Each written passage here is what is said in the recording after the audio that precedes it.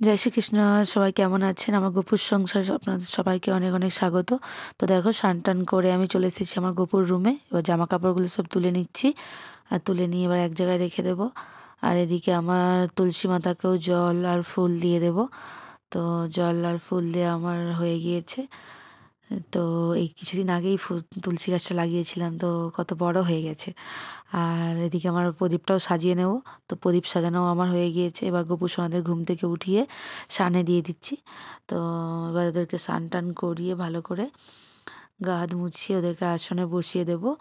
তো দেখো, আমি সাজিয়েছি আমার গোপু সোনাকে। আজকে এই জামাগুলো পরিয়েছি দুজনকেই, কিছুদিন আগেই নেওয়া হয়েছিল। তো এদিকে আমি ওদেরকে আসনে বসিয়ে দিয়ে আমার চন্দনটা আমি ঘেঁটে নেব। তো এদিকে আমি চন্দনটা ঘেঁটে নিচ্ছি।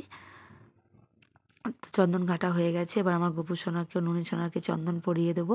এটা আমি রোজকারই করি। ঘুম থেকে উঠিয়ে ওদেরকে স্নানে দিয়ে নতুন আমার বস্ত্র পরিয়ে আমি চন্দনটা ঘেঁটে ওদেরকে চন্দন পরিয়ে দিই।